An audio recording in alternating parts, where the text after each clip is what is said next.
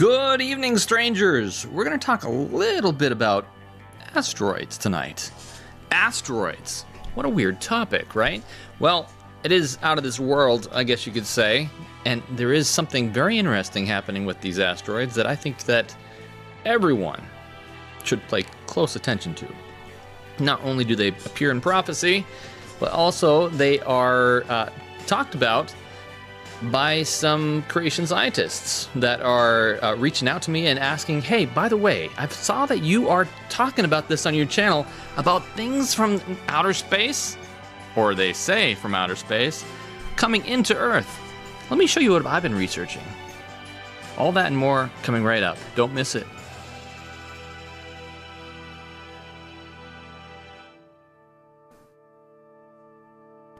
The system is totally rigged and broken. There's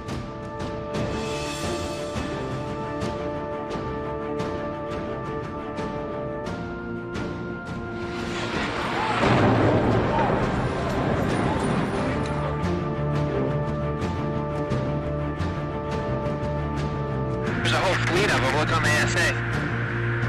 My gosh. The spirits will declare themselves to be inhabitants of far distant planets in the galaxies that are coming to warn the inhabitants of planet Earth of the impending destruction of the planet. It is now 89 seconds to midnight. This is the closest the world has ever been.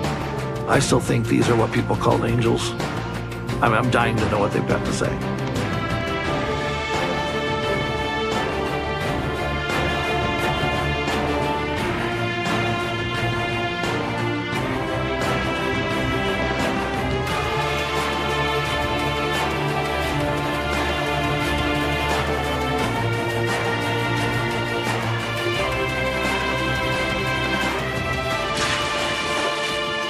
Pretty severe suffering brings them.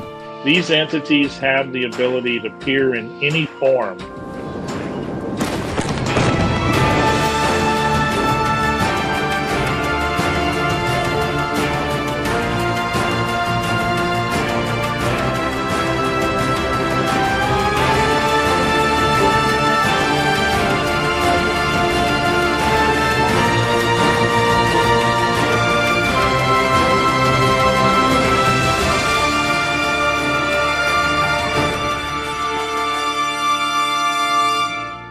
Welcome to Strange Normal. My name is Bradley. We talk about the stranger things that happen in your normal life to give you a biblical understanding of what is going on. And there's a lot going on. So make sure you hit that subscribe button, hit that little bell icon too, and the like button while you're doing it. So you can be notified when things like this happen, because it's very important that you stay up to date on what's happening here, especially as things progress in the next few years. But we're going to take a little break from what we normally talk about, which is last day spiritualism. And we're going to dig further into the understanding of what is coming very soon, it seems, according to different reports. And one creation scientist, Bible researcher, reached out to me. His name is Thompson, and he said, hey, let me show you what I've been researching too. I think there's a correlation here that not many people are picking up. And it might do us well to study it a little bit further. Now, I want to tell everybody, some of the things we talk about on here, I'm not 100% versed in. And so if there is something in here that you disagree with, make sure you tell me in the comments.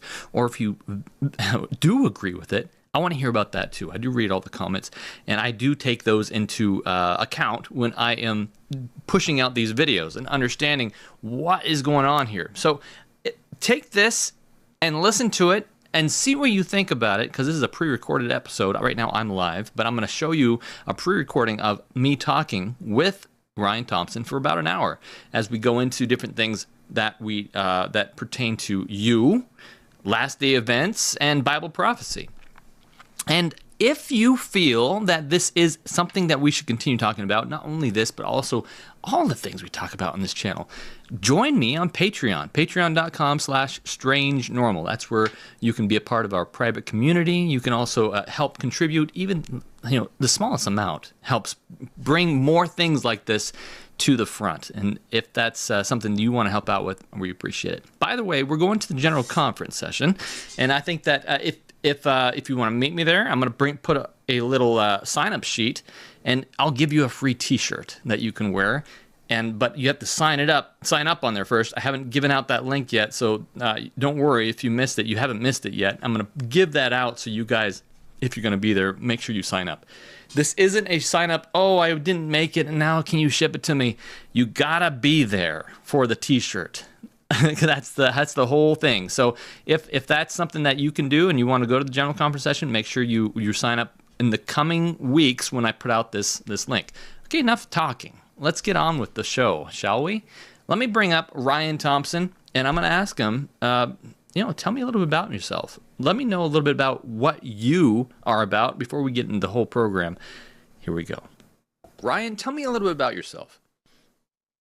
Well, yeah. So I would style myself a creation scientist as a hobby. I teach homeschoolers online math and science, though. That's my main job. But I got into creation science as a kid, as a homeschool kid, loving to get out there in nature and understand God's creation as his second book, and decided that I wanted to understand the creation evolution debate more. Mm-hmm. And so I decided to go into geology as a career with the idea of maybe, working as a teacher or doing something like that as far as promoting creation. But I wanted to, find the science to support what I believed, right?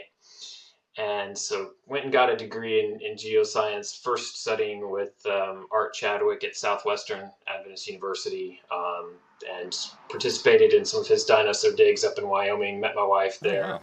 Oh, wow. So it started out there and then completed it at the State University in Texas, there in Dallas-Fort Worth.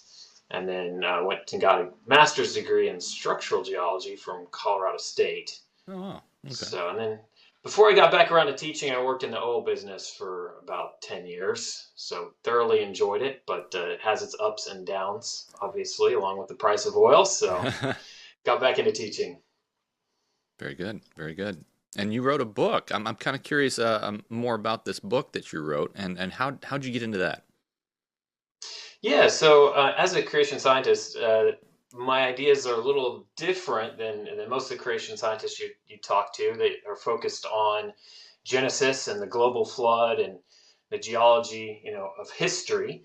And I thought, well, you know what? The whole first angel's message is a call to worship the Creator again. Mm. And there's a lot of stuff in prophecy that sounds very geologic. So instead of looking back at geology as a creation scientist, I figure we can look forward at, potentially geologic events that may be coming as a way of calling people back to worship the Creator, which is the whole message of the first angel, right? To fear God and worship him who created the heavens and earth. So the book is called Revelations Geology. It came out this last year.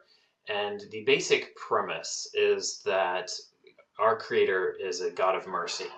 And he's sending some signs that are geologic in nature, and that they're a wake-up call to get us back to acknowledge him as our Creator, because he's the only one providing a rescue. And so I see that a lot of the signs in Revelation, if you interpret them literally, I'm a firm believer in maybe a spiritual interpretation for a symbolic interpretation for Revelation, maybe running parallel with a literal one. And so like all the beasts are actual beasts? Well, not the beasts. I'm talking about the days of darkness. Okay. You could interpret that spiritually as spiritual darkness, but you could also interpret it as, maybe volcanic ash or eclipse. I mean, there's lots of different ideas out there, right? And I have my own personal favorite ones that I present in the book. Not the clear symbols, not the beasts per se, but the other ones that you can kind of take various meanings out of. I'm dying to get into it. So this is my first time actually digging deeply into what you were saying. So I'm very curious on your research and what you found here, because we have a lot of, according to Matthew 24, we have a lot of craziness coming up, and I believe Revelation parallels that and talks a little bit more about that. And so I'm curious what you've discovered in your research as well. Right.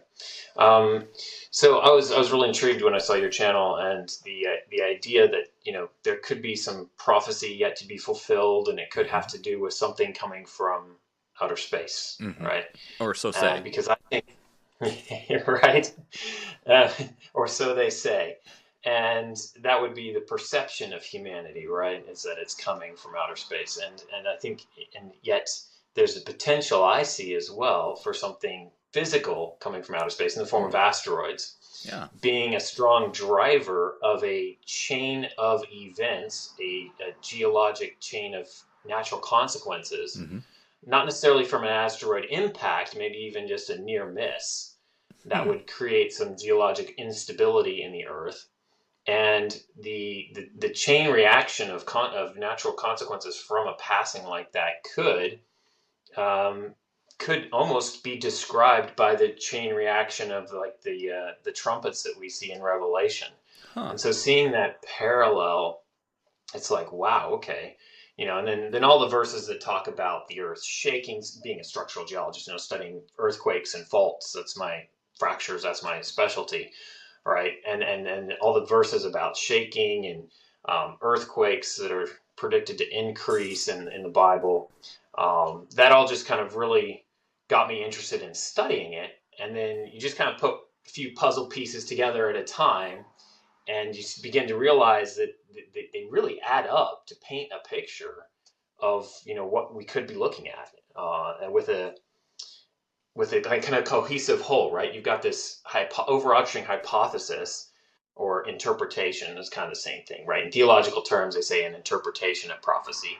In science terms, we would say a hypothesis, an idea to be tested, right? Some point in the future, whether it comes true or not.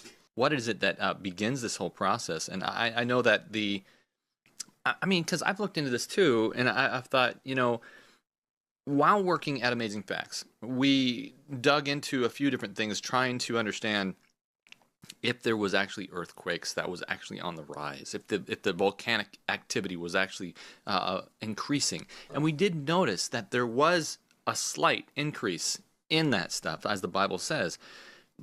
Yeah. But it's not dramatic, as I would expect the Bible would say. And so I scratched my head going, okay, we can at least say this is factual for the presentations, for the evangelistic series, and we can present this. But is there something else that's going to happen that's going to be like a graph you would see that just exponentially increases this stuff? Yeah. So you need a catalyst, right? Because what we see now, earthquakes are increasing, but is that a factor of the fact that we have a lot more seismic monitoring stations out there? Is it a cyclic thing where they increase a little bit and then decrease over time? Just like climate warms up, cools off, right?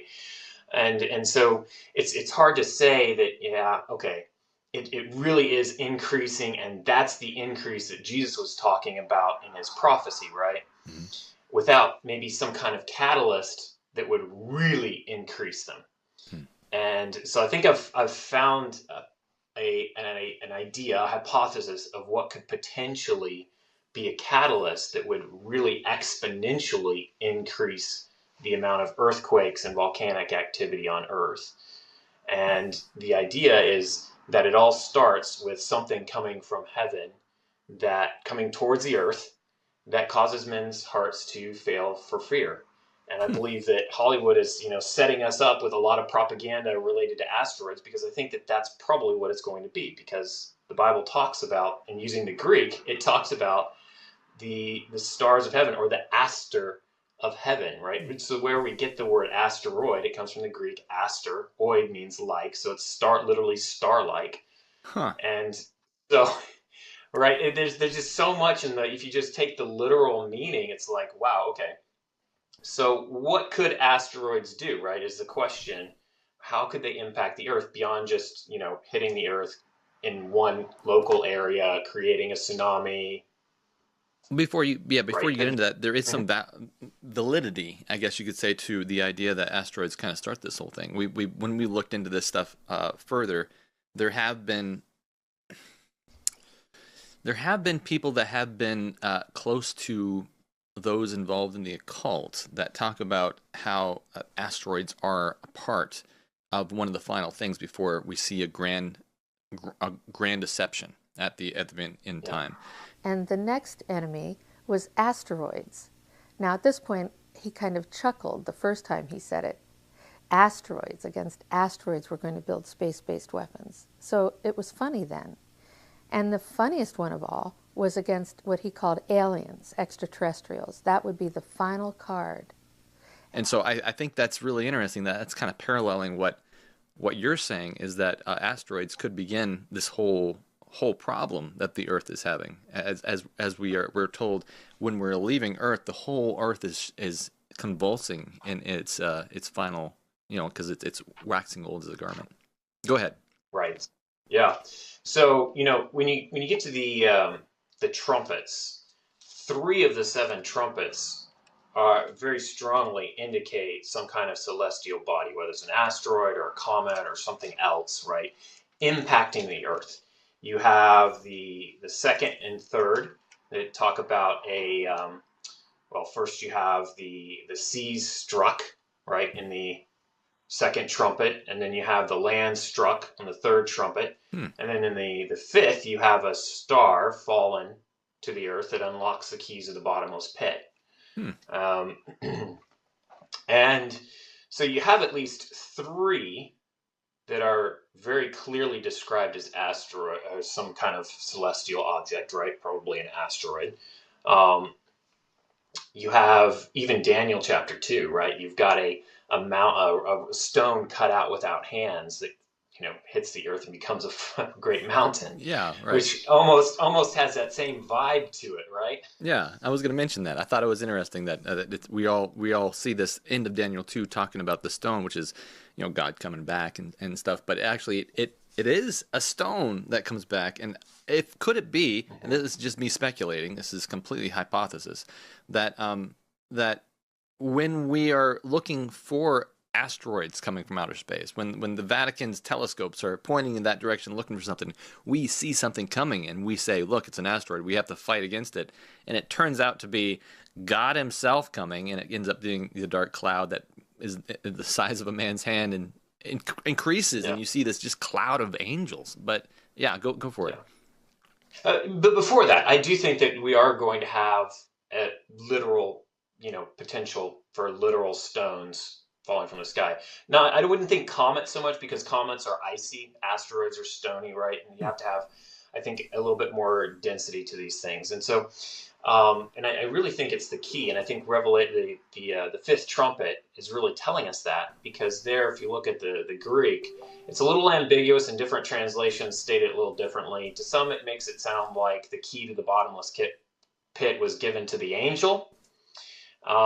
But alto in the Greek can mean he, but it can also mean it. And so other translations, like the New American Standard, will say it was the star, to it was given the key to the bottomless pit.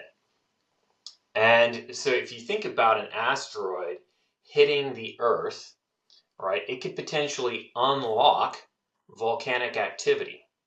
Right, and then the smoke of the bottomless pit, the interior of the Earth, could rise in a literal sense, right? So the asteroid could be a key that unlocks, like, days of darkness, right? And some of the other trumpet signs that are out there, you have days of darkness. That could be volcanic ash.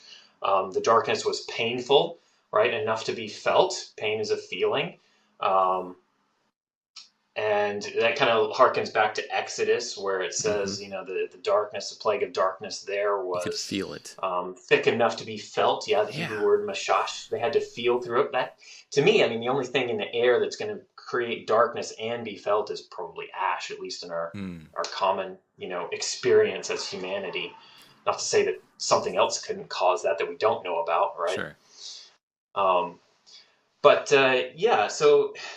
And I don't think it's just impacts. I don't think we need to be all concerned about asteroids hitting the Earth and wiping out humanity, right? That's Hollywood, right? Sure. I think that what could happen is that there could be a near miss as well, because obviously if you've got at least 3 asteroids predicted in the trumpets, there may be more that miss the Earth, right? I mean, I'm thinking of the Shoemaker-Levy 9 comets that hit Jupiter back in the mid-90s, 94. right? And it was a whole string of comets. So maybe we were talking about a string of asteroids. Maybe some of them are big enough to pull the Earth out of its orbit. Oh, And this is where I really start delving into maybe some kind of crazy far out there theory No, hypothesis. that's interesting, because the Bible does talk about how what you got, actually, you're the expert in this, I guess, but the stars, don't the stars start to misalign and stuff near the end of the whole before the second coming, I guess I should say. Yeah, it says that the stars are struck, and I don't think that's a literal, striking of the stars, right? Mm-hmm. It says a third of the stars, third of the sun, third of the moon are struck. I don't think that's necessarily a literal striking. I think it's something that has to do with their visibility and their ability for us to see them. Is that the same verse that talks about the third that Satan drew the stars of the heaven? Because I think that's talking about angels, right? No, that's Revelation 12. Revelation 12 talks about a third of them being cast to and yes, talking about angels, fallen angels being drawn down by the dragon, Satan. Sure. But no, this is in the trumpets and bowls. Let's see, Revelation. I'm gonna open up my. I'm just bringing up my Bible here. I want to say 9. Yeah. It's the the fourth trumpet. So it's not 9, it's 8. And it says that in verse 12, then the fourth angel sounded, and a third of the sun was struck, a third of the moon, and a third of the stars, and a third of them were darkened. And a third of the day did not shine, and likewise the night. So I don't think that we're talking about necessarily a physical striking of a third of the stars, because in order to, there's how many billions, trillions of stars are there? We don't know. But to strike a third of them all, what kind of process would that be? I think it's really, the focus is the appearance on Earth from a human-based observer's standpoint. It looks like a third of them are struck. In other words, there's a darkening, right? Yeah. And so that darkening, I think, is probably related to maybe more volcanic ash being in the atmosphere. Can I add to that? The reason for that. Can I add to that? Joel 2:10, the earth quakes before them, the heavens tremble, and the sun and moon go dark, and the stars diminish their brightness. Oh. Yeah. The Matthew, of course, 24, immediately after tribulation. Which one did you read? I forget. The one I just read just now was the fourth trumpet in Revelation 8. Yeah. So Matthew 24, immediately after the tribulation of those days, the sun will be darkened, the moon will not give its light, and the stars will fall from the heavens, and the powers of heavens will be shaken. Isaiah 13. Yeah. For the stars of heaven and their constellations will not give their light, and the sun will be darkened in its going forth, and the moon will not cause. I hope I'm not saying all the verses you were going to say, but it's really given obvious. It's not just like two witnesses here. This is like the Bible and multiple minor prophets and major prophets saying, look, major things are going to happen to your stars, constellations, and your heavenly beings, which is, I'm not saying physical beings, I'm saying the moon, those things. Right. Something's going to happen. Yeah, absolutely. And the whole context of Revelation, almost all the prophets in Revelation, you can find parallels in the previous prophets, which is really, really cool and really, really helpful, because when you go back to the Hebrew and you look at the same prophecies that are in Revelation, but you look at them, as previously mentioned, like you're talking about in Isaiah and the stars being struck, the depth and the richness of the Hebrew language describing these things is just phenomenal. So, the Hebrews, they lived in an area that was prone to earthquakes, right? And so they've got probably half dozen words that are all translated in our English Bibles as shake, right? The earth shakes. Well, there's like multiple different words to describe how the earth shakes in Hebrew.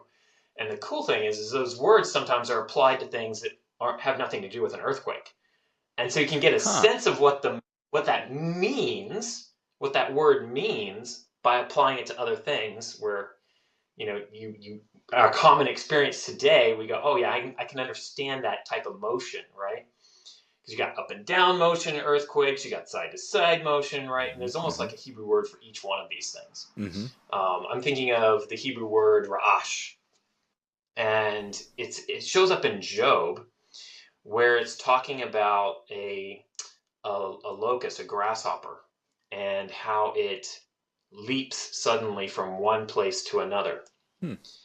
And so you can kind of see that when the word ra'ash is used, it's like a sudden jolting movement where it's in one place and suddenly it's like moved forcefully to another place, right? And that word is actually also used to describe something that happens to the earth as a whole. And so when it talks about the earth being shaken and moved, that verse is almost saying it's like moved like a grasshopper. Like it was here, it's over here. Just boom. Whoa. Yeah. So that's one. The other is the word mot. And the word mot shows up in the Psalms when David talks about, let not my foot slip. Okay.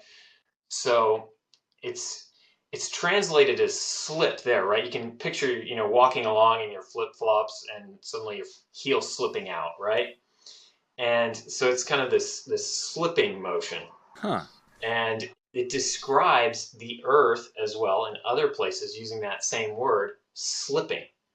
So, okay, how do we get the earth slipping and leaping in its entirety, right? And then we're talking about the heavens being shaken using words that describe earthquakes, right? How do you get the heavens to shake, right? Yeah. And so there's all these different like little nuances that are like, okay, what's going on here? Okay.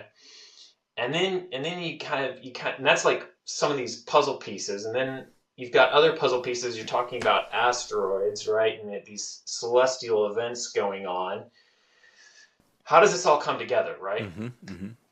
And so what I've come to understand is that the only way you can get these prophecies to line up and actually be the same period of time is if you have an orbital slip where the Earth leaps out of its place, goes to a new orbital position, and it's returned to a 360-day-year calendar and a 30 days per month calendar, right? So I think of an asteroid potentially as a large gravitational mass. I don't know, not an astronomer to be able to tell you what size of an asteroid would be required or what speed or how close it would have to be to the Earth to actually gravitationally cause the Earth to slip out of its orbit, molt out of its orbit, as in the Hebrew, or to leap into a new orbit, right, the ra'ash in the Hebrew,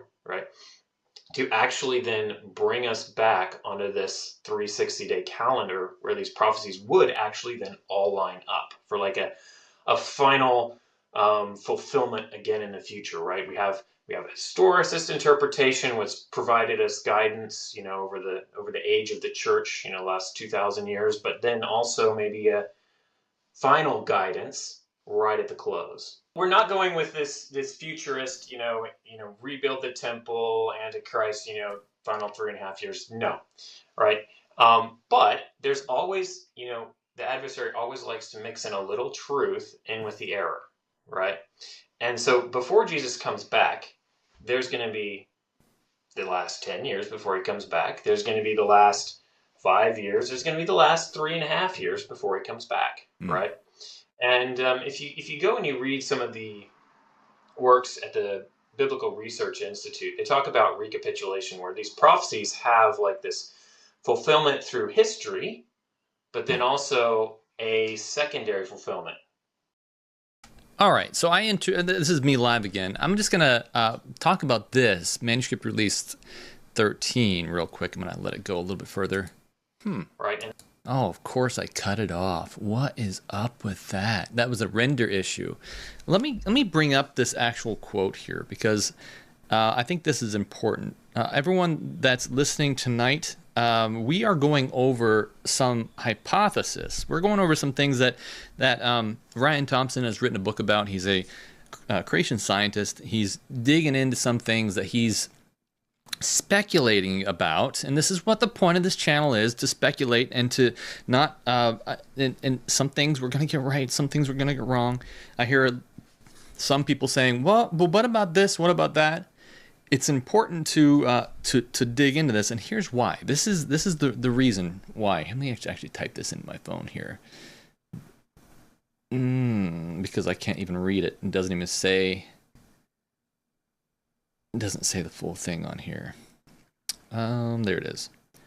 Okay, so this is supposed to say, this is from manuscript release 394.1.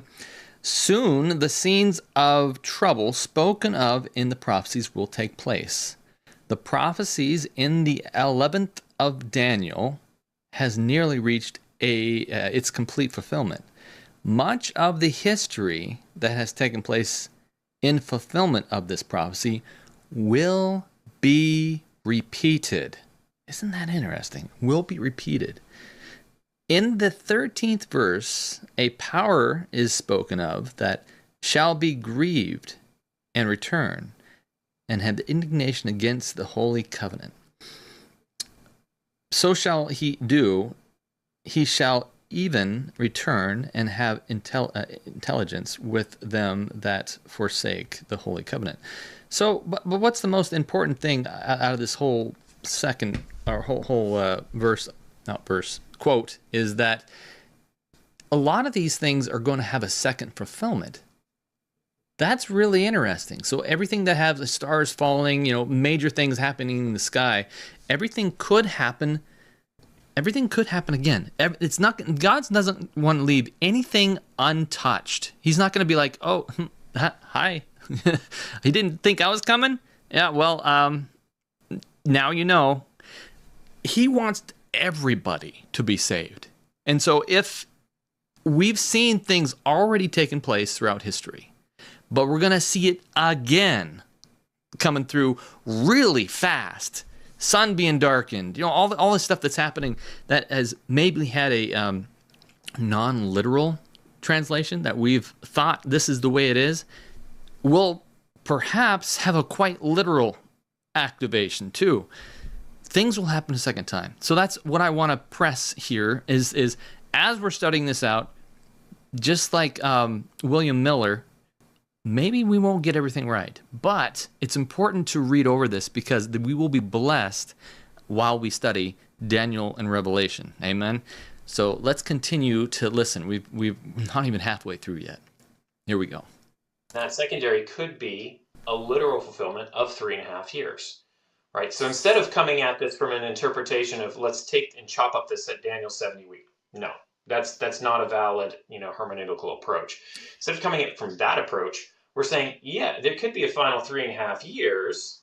Well, obviously there will be a final 3.5 years. Does it have prophetic significance? That's the question. But if you're going to say that maybe there is a literal fulfillment and it does have some kind of prophetic implication, then you're looking for a mechanism, right? How does that happen? And the really cool thing about that mechanism is that it explains, in a literal sense, a lot of the other prophecies. So I don't want to negate the historicist approach, right? Because it's provided so much guidance down through the years. But I also don't want to say all prophecies fulfilled, we have nothing left to guide us in the future, right? And that's where this idea of recapitulation and these prophecies kind of coming back around in a cyclic way helps maybe give us encouragement and guidance that, hey, maybe there is something to still be watching for. Mm-hmm. Very good. Yeah, and I do know, by the way, that a lot of people talk about although there's 1844 is the last prophetic date, there is further on, people talk about how the close of probation could be 3.5 years for some reason. And I don't know why that is either. And so there's a lot I need to study. I think everyone needs to study. But this is the kind of the point of this channel is to study this stuff and go, okay, where are we going with this, and help me understand it further. So, yeah. Yeah, it's an interesting area, right? You have the 2300 days, you have the 1290 and the 1335 mentioned at the end of Daniel, and you have the 70 weeks, and those are the ones that I'm not talking about. Then you have the 7 that I am talking about, where I think it's 3 times it's mentioned as a time, times and half a time. Twice it's mentioned as 42 months, and the other times it's mentioned as 1260 days, and they're all clearly parallel. Don't quote me on what the exact breakdown is. I have it somewhere and I can pull it up. But yeah, they're all, they're tied in with persecution, right? You have the church fleeing to the wilderness for 1260 days. They're tied in with the blasphemies and the changing of the times and the laws, the abomination of desolation, right? And so all of these things are tied in. And I just think that it's possible that God may kind of put us all back on his time clock at the end of time, where we don't have to reach for an interpretation of a day-year principle in order to understand the prophecies. We're back on his clock. It's obvious. The Earth is in a new orbit. It's 360 days in a year, 30 days in a month. And it's not date setting, because at some point, Jesus is going to know when he's coming back. At some point, the angels are going to know when he's coming back. At some point, we're going to know when he's coming back too. And will that point be roughly 3.5 years before that happens, when the church is in hiding in the wilderness? Yeah, I don't know. That's kind of my thought as to how this prophecy could come back around and help provide guidance again, right? To prophesy again. Yeah, and I understand where you're going, and so I've always wondered, well, if that's the case, if all these things could happen to the heavenly bodies above, and we could be completely moved from our space. Could it be that, we are moved away from our sun? That's kind of what makes everything happen on Earth right now, is the sun. Yeah. And everything from rainfall to growth of energy to sustaining enough heat on Earth in order for us to survive. Could it be that we're pulled a little further away from that at the very, very end? Because I don't think we can survive a few days without the heat from the sun. So it does cross my mind. Well, yeah, and you think about the fact that at the time of the end, right, even the firmament is going to melt with fervent heat. So I don't think we're actually going to be pulled away from the sun. In order to have a shorter orbit, we'd have to be pulled closer to the sun. Yeah. So I actually think that God in his mercy may have moved us a little further away from the sun. Like the atmosphere of the Earth, the conditions on Earth drastically changed during the Noah's flood. And it could very well be that Earth was no longer in the ideal place because of those atmospheric changes during the flood. Right? The waters in the heavens, the windows of heaven were gone. That might have provided as much protection. And so I think that it's possible that at the time of Hezekiah, when the sundial moves backwards, that God actually moved the Earth a little further away from the sun to keep it from getting too hot too quick. And that about that time is when a lot of cultures around the Earth started developing calendars. And I think the reason maybe the necessity to develop a calendar is because it wasn't clear anymore how the years and months lined up, right? Yeah. And you have these Babylonian envoys. The Babylonians were, very fascinated with time. They come to Hezekiah trying to probably find out what's going on, right? Because they hear about the sundial moving backwards, so they're investigating, right? They develop their calendar. Now we're on this 365-day calendar, but in the end, we're put back to where we should be before God recreates the Earth, right? And as part of that process, you have, as we're closer to the sun, you have the fourth bowl where men are scorched with fervent heat. You have the sixth trumpet and the sixth bowl where the Euphrates dries up, right? Like so when we're talking about, going back to what you're talking about, earthquakes and the rise in earthquakes, well, here you have, this global warming scare that man is creating global warming. You see climate getting a little warmer, and then it gets a little cooler and warmer again, They right? changed it to climate change instead, realizing that it's Yeah, getting cooler. Yeah. yeah. But Revelation seems to indicate that it just goes hot, like noticeably hot. There's no argument, right? All men are just complaining about the sun scorching them, and so that must be where the climate gets really extreme, right? Where it goes exponential and it starts getting warm, right? Could it be? I'm going to throw out a theory here. Yeah. Could it be that maybe we don't go in a perfect ellipse or circle? We go into like a more obtuse one, and then get close to the sun, too close, and then go farther away. I don't know, because it seems like at some point, I think the sun goes dark, right? Yeah, and I talk about that a little bit in my book. And I think the reason for that, and I'll kind of circle back to that, right? So Sorry, I'm I'm taking going you to go all off off on the a script. tangent. No, that's fine. I am totally fine with going off script. I'm gonna go off on a tangent myself, a little rabbit trail, but I'll bring it back around to the darkness for you.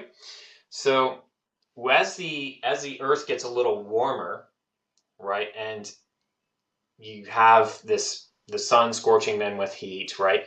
That's going to affect the crust of the Earth as well as the oceans. So you're going to have thermal expansion. Sea levels are going to rise a little bit just because of thermal expansion.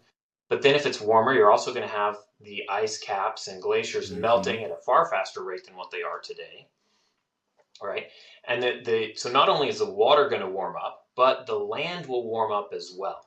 And so as the crust begins to expand, that's going to take pressure off of every single fault plane on Earth. So if you think about all these fractures and faults, these giant cracks like the San Andreas, and every fault that has brought up every mountain chain on Earth, every rift like the Dead Sea Rift, the East African Rift, right? All the faults associated with these geologic features. If the Earth's crust is cold right now, those are being, right? Cold is compression, right? And those faults are being squeezed together, which makes it harder for them to slip. Okay? But if you warm the Earth's crust, suddenly everything's in motion. Oh, wow. And so the number of earthquakes goes exponential. Wow. So the number of earthquakes goes exponential. This magnitude of earthquakes goes exponential. With continued heating, it's entirely conceivable that whole mountain chains will slip back into the sea, that islands that are often bound, they're undersea mountain chains, right? They're bounded by faults. Those could slip back under the waves, right? Which is exactly what the Bible talks about. So all these things, you could kind of tie back to this God setting up and putting us back on this calendar in order to fulfill this final prophecy has all these geologic consequences that point us back to him as the creator and our source of life. Now, so getting back to the darkness a little bit, right? One way of causing the darkness is through increased volcanism. Okay? Volcanism? So if you open up, define that, because it sounds like you're on Star Trek. Yeah, good old Spock there. So volcanism, right? If you're going to open up the Earth's crust, if you're going to extend the Earth's crust, then fractures are going to form through which magma from deep under the Earth could escape. And so along with having more earthquakes, you can have more volcanism. More volcanism means more ash in the air and more painful darkness that has to be felt through, right? It's not just a solar darkness. It's not from a solar eclipse kind of darkness. That doesn't put anything in the air that you have to feel your way through, right? That can cause pain. But ash has glassy shards in it from the volcanic eruption explosion, and that's going to be painful. Like, it's an irritant to your eyes. It's like the Dust Bowl condition, or when Mount St. Helens went off and you had this blanket of ash that covered a large area, and it's an eerie darkness, a gloomy darkness, which is exactly how it's described in Hebrew. I want to give some validity to that real quick. Let's look at a couple verses. Isaiah 13:10, for the stars of heaven and their constellation will go and give their light, will not give their light, and the sun will be darkened in its going forth, and the moon will not cause its light to shine. Well, that's like everything. In other words, the sky is dark. Matthew 24:29, immediately after the tribulation of those days, the sun will be darkened and the moon will not give its light. The stars of will fall from heaven. Sounds like a meteor shower of some kind. And the powers of the heavens will be shaken. The powers, I wonder what that means. I wonder if that's like the sun, moon, the other big powers, maybe the constellations. I don't know. But maybe you know more about that than me. I got a couple more verses and then I'll let you give you. Go for it. I'm just want to dig further into this because let's see. But in those days after the tribulation, this is Mark 13:24, probably the same thing. The sun will be dark and the moon will not give its light, and the stars of heaven will fall, and the powers of heaven will be shaken. And of course, Luke, the other apostle, and there will be signs in the sun, the moon, and the stars, and in the earth distressed nations with perplexity. The sea and waves roaring. Again, that's just like what you said. It could really cause a lot of grief for the geographic earth itself. Men's hearts failing them with fear of the expectation of those things which are coming upon the earth, and the powers of the heavens will be shaken. And finally, the last, man, there's so many of them. There's 3 more even. Revelation 6. Yeah. I was looking when he opened the 6th seal, and this is the 6th seal like you were talking about. The stars of heaven fell to the earth, and the fig tree drops its late figs when it's shaken mightily. Some of the symbology in there. Joel, and there's 2 in Joel. The earth shakes before them, and heavens tremble, and the sun and the moon go dark, and the stars diminish its brightness. And of course, Joel 3, that was Joel 2. The sun and moon will go dark, and the stars diminish in their brightness. It sounds like it's saying all the exact same thing. It's fascinating. The Bible is so congealed in the exact same message. Yeah, it's so important. I mean, you can't miss this final event that's coming. And, the return of our Messiah is going to be a big deal.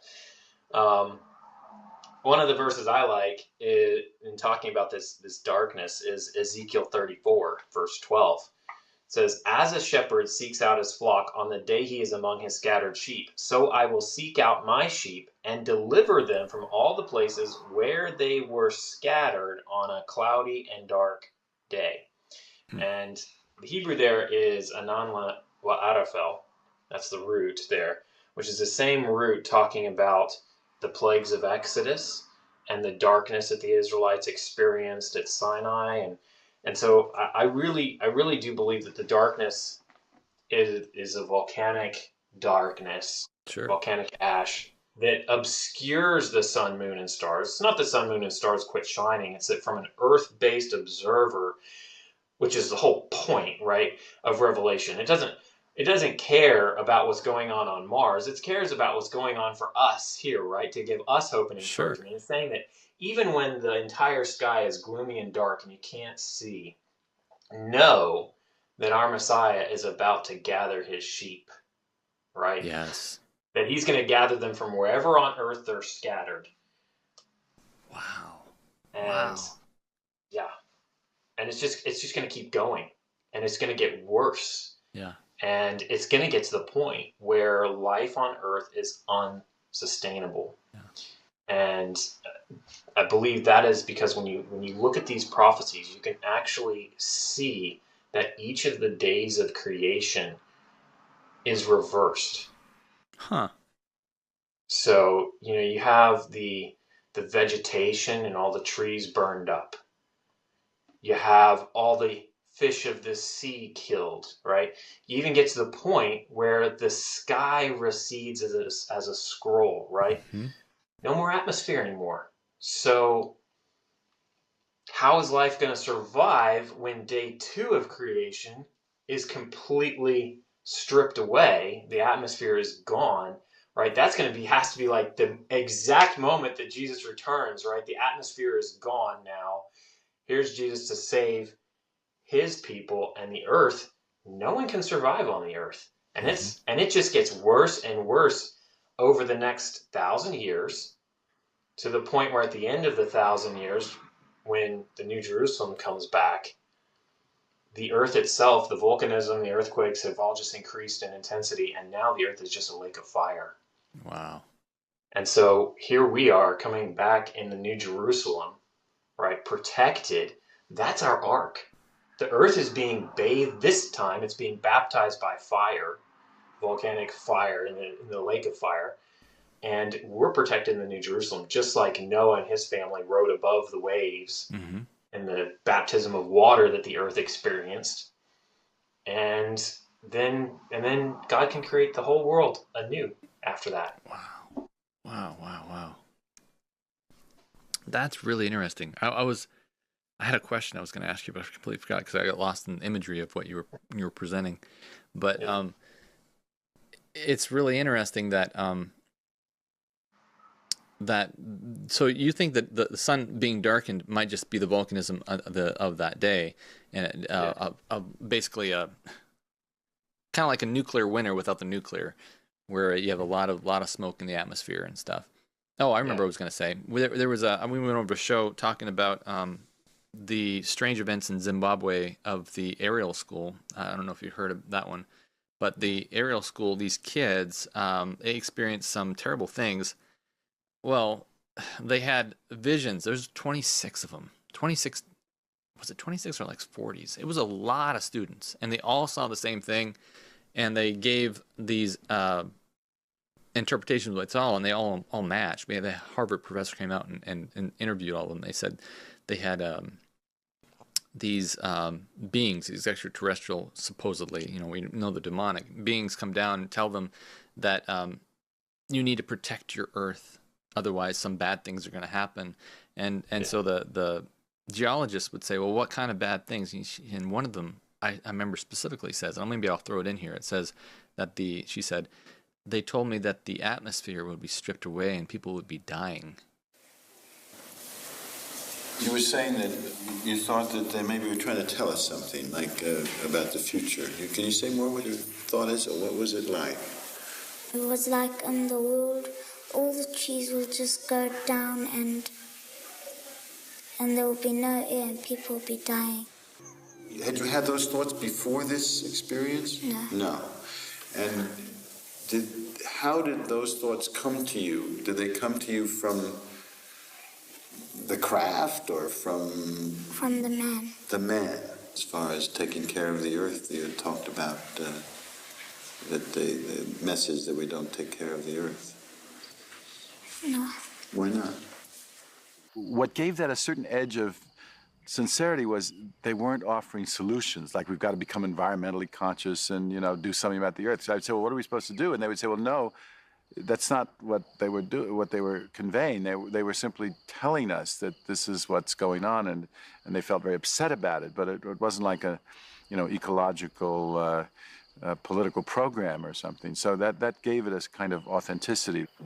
That's weird. That's really strange. Why that? And so the guy asked her, he says, well, so what should we do? What did they tell us we should do about it? She said, no, that's not the point of what they said. They didn't tell us what to do. They just said this was going to happen. And so he said, the Harvard scientist said, this gave a little validity to what she was saying, that she wasn't making this up because she didn't have a environmental change agenda to push forward. She just said, this is what I was told. And I don't believe that, these demonic entities truly know prophecy, but it does give you a mindset of what they wish would happen. And so I'm fascinated to hear that you say this could also happen geographically. And so interesting, very interesting stuff. What's your name of your book again? So it's Revelations Geology, and the subtitle is A Believing Geoscientist's Investigation of Prophesied Catastrophe and Rescue. So the whole idea is that... Can you show it to us? Yeah, here. There you go. All right. Oh, very good. Okay, yeah. Is it on Amazon, or where do we get it? It is on Amazon, yeah. You can get it there, and hopefully this summer I'll release it in the U.S. It's in bookstores across the U.K., but that was a chore calling up each one, getting it on the shelves. I haven't done that in the U.S. yet. So it's being sold in many different bookstores, evangelical bookstores, Catholic bookstores, because its message is not one of identity. It doesn't get into, who's the Antichrist and this and that, and pitting, one religious faction against another. Sure. It just is looking at the potential for literal fulfillments in the geologic realm from a kind of a creation science standpoint, with the idea of just supporting the first angel's message. And that, okay, how better do you get people to throw out the idea of evolution? The whole idea of evolution, right, is based on uniformitarianism, right? Slow, gradual geologic change. If you don't have slow, gradual geologic change, you don't have evolution, right? Because you got to have millions of years. And if you don't have millions of years for random chance to happen, it's not going to happen. So how do you show people that slow geologic change is not a thing? And you show them by allowing geologic catastrophes to happen. Yeah. I mean, the Mount St. Helens just brought so many people into the creation science camp and caused them to reject evolution. Yeah, and then it's just been so much data that's come from just that one geologic catastrophe. We now know that canyons can form rapidly in days and hours. We know that radiometric dating can be off because obviously these rocks aren't hundreds of thousands of years old as radiometric dating would tell us. There's just so much information from that. But now picture, like, in the future, you don't have to be a scientist. You're standing in your olive orchard in Turkey. This happened last year, and suddenly the earth just rips open in a huge fracture that's, tens of meters deep and hundreds of meters long. And you're going, yeah, geology isn't slow. Okay, there's a creator, okay. And what's his character then becomes a question, right? Does he care about me? If he made me, does he still care about me? Because these are scary, right? These are big events. Will he protect me? Yeah. Amen. And that's the question that people are going to be asking. That's a question we need to be ready to answer. Like, yes, he's come back to gather his sheep and protect us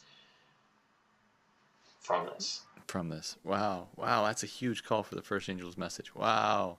I never thought about it that way. Yeah, I can absolutely see that happening at the very end.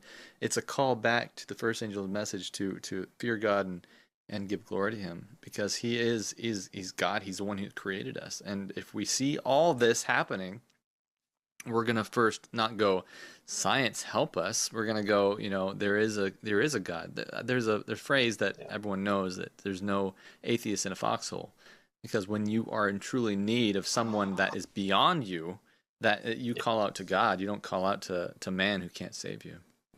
Right. Yeah. And it's I think so important that I don't in my book, I don't throw out historicism at all. I don't personally throw out that interpretation, but I think it is so important that we recognize that prophecy does have this cyclic nature to it. It does come back around. It can be interpreted in new ways to provide guidance, because that's God's heart, right? Is that so that we have guidance to protect us and help sustain us and give us encouragement and hope through this time.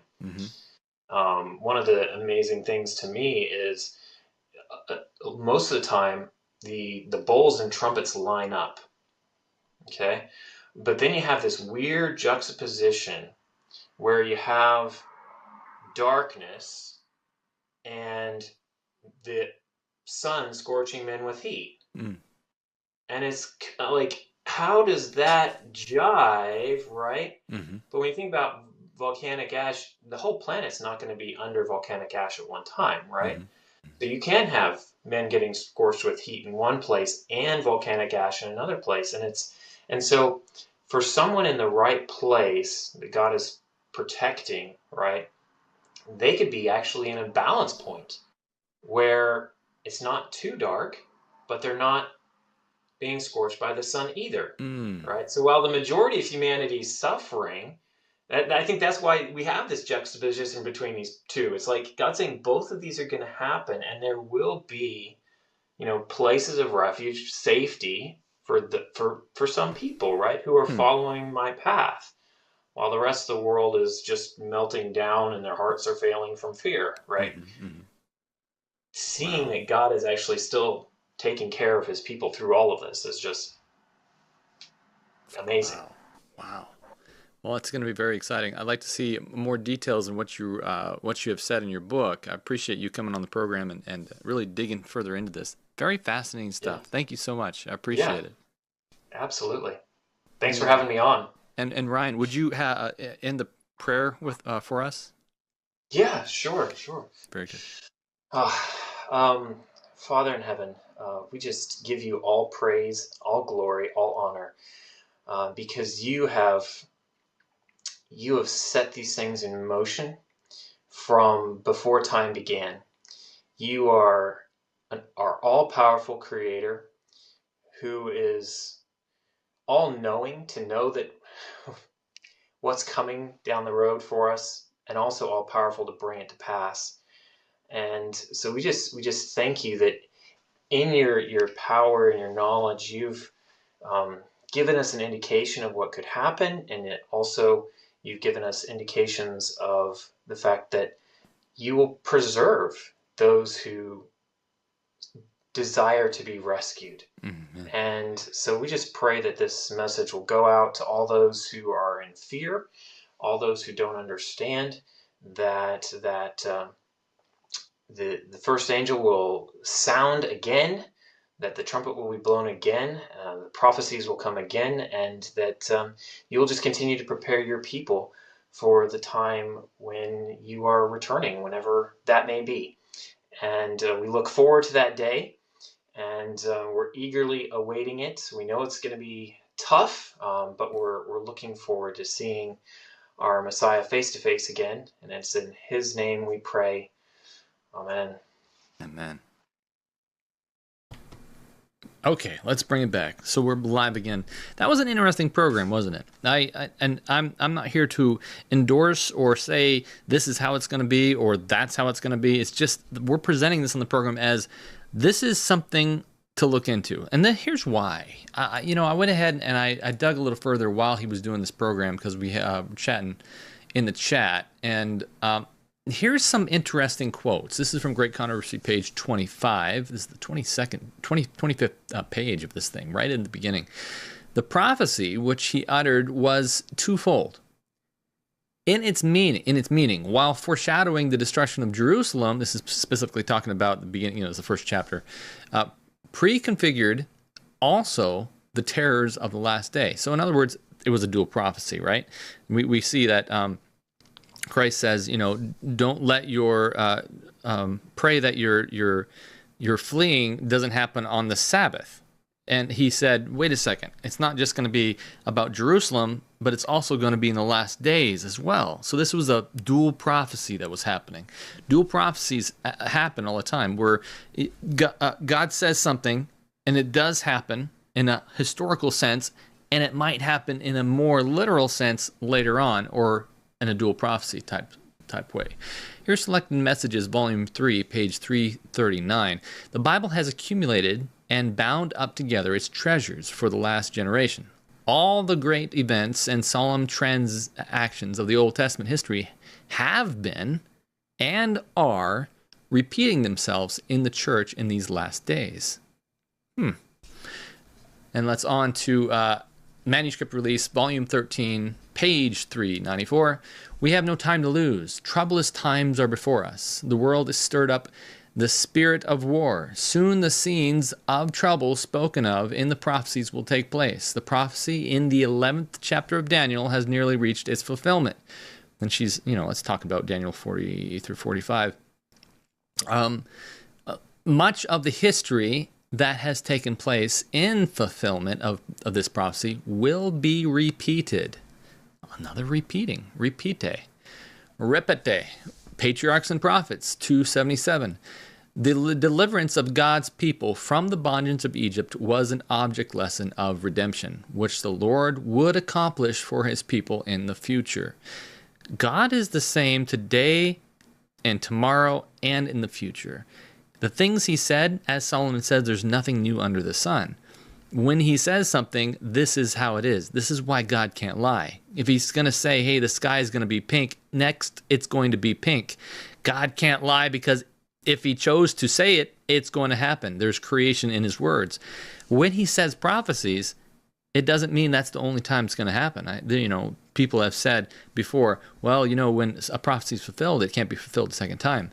It can. It's going to, and it will. And so when we think about these things, I don't want anybody, this is my biggest fear, is that we present this stuff historically, and I'm not going away from that. I truly believe that all this stuff is very historic.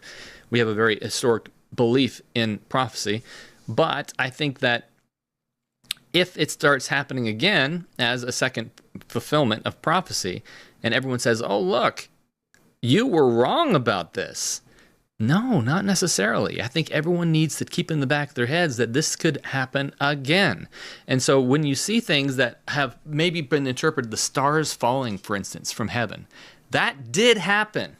I mean, it was a big event. 100 years ago, 150 years ago, I forget how long ago it was now, but it was a big deal. It was in the newspapers. It was, big time. All the stars were just like moving. It was like a huge meteor shower, but very, very bright. Lit up the land like it was a regular daytime.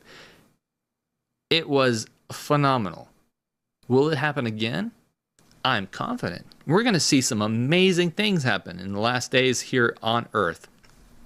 And so don't think just because it happens in the past, it can't happen again in the future. I'll probably beat this dead horse, but you get the point that hold your horses. We're in for a wild ride, but God is good, and he's going to save us from all the danger of this world if we maintain that relationship with him. So if that's something that you want to do, you want to maintain that relationship with Christ, let's do this. Let's have that relationship with Christ. Let's keep his commandments, not by our own power, but by him working through us, by our love for him and his love for us. I love you guys, and I wish that you would hit that like button because it really pushes us forward, and leave him a comment. If you don't agree, that's totally fine, because this isn't an episode that I'm like, this is what we're teaching for the rest of the time. This is just an interesting thing that we might go over, and we might go back to regularly scheduled programming later on. And by the way, if you want to continue to research this stuff and you think this is interesting, every little bit helps. Go to patreon.com/strangenormal, or go to the website, strangenormal.org, and click on that donate button. We are currently trying to go into the GC, and it takes money to do that. So if everything from the next 3 months, I think it's 3 months to the GC, will go towards trying to build that going to the GC, because it's quite an endeavor to have all that stuff up there. We're also trying to get a booth, and it's like $1,700 just for 10 feet of booth. It's ridiculous. Anyways, that's just to have a place there, just so I can store my boxes and send things around and maybe have a banner, which I still need to make. But if that's something that you're into, and hopefully I can get that accomplished, I'm going to call them this week. I appreciate your help, and thanks for your support. God bless everybody, and hopefully see you next week. Maybe we'll do some shows during the week here if I have some time, because there's a lot of different small topics that I want to cover that I haven't covered yet, and we'll see you around the area. And by the way, my name is Bradley, and this has been Pure Strangeness and Absolute Normalcy, Strange Normal. We'll see you next time.